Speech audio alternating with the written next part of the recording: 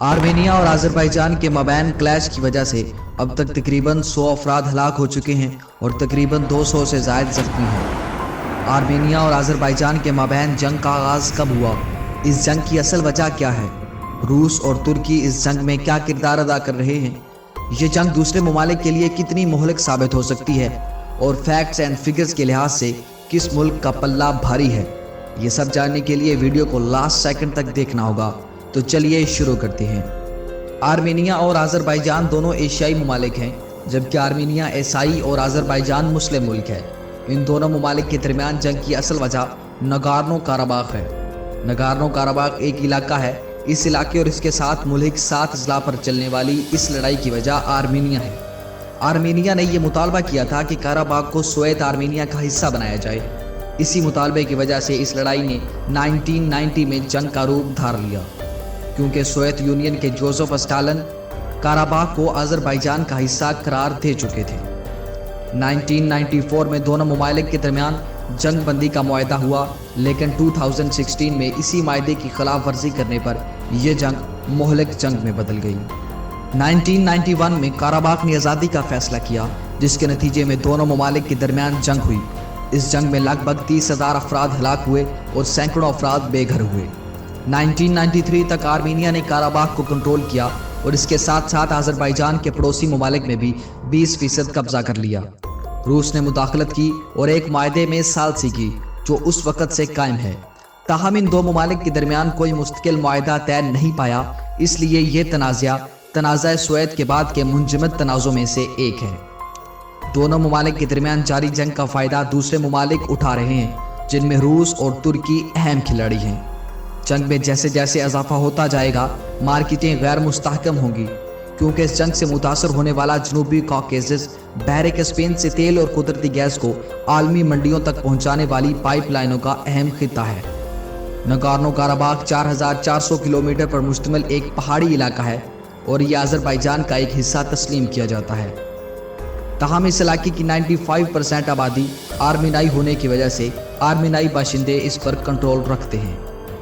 World war 1 के दौरान तुर्की ने उस्मानी सल्तनत के तहत तकरीबन 15 लाख आर्मेनियों का कत्लेआम किया। उलमा इकराम ने उस्मानी सल्तनत में आर्मेनियों के इज्तमाई कत्ल को 20वीं सदी की पहली नस्लकशी करार दिया। ताहम तुर्की ने इसको तस्लीम करने से इनकार कर दिया। इस इनकार की वजह से येरेवान और अंकारा के दरमियान ताल्लुकात अब तक ठंडे हैं। दूसरी तरफ रूस आर्मेनिया के साथ करीबी ताल्लुकात का हामी है। अब बात करते हैं फैक्ट्स एंड फिगर्स की। आज़रबाईजान एक अमन पसंद मुस्लिम मुल्क है, लेकिन आर्मेनिया के बेजा मुतालबे की वजह से आज़रबाईजान ने दफाई मैदान में कदम जमाना शुरू किए और अब सूरत हाल ये है कि आज़रबाईजान के सिर्फ हथियारों का खर्च आर्मेनिया के पूरे दफाई बजट से भी ज़्यादा है। आर्मेनिया 2,09,743 स्क्वायर किलोमीटर पर मुश्तमिल, जबकि आज़रबाईजान 8,06,600 स्क्वायर किलोमीटर रकबे पर अपनी सल्तनत रखता है। आर्मेनिया का 4 ममालिक से बॉर्डर कनेक्शन है। आज़रबाईजान से 996 किलोमीटर, जॉर्जिया से 219 किलोमीटर, ईरान से 44 किलोमीटर और तुर्की से तकरीबन 311 किलोमीटर लंबा बॉर्डर है। आज़रबाईजान भी बॉर्डर के ज़रिए 5 ममालिक से जुड़ा हुआ है।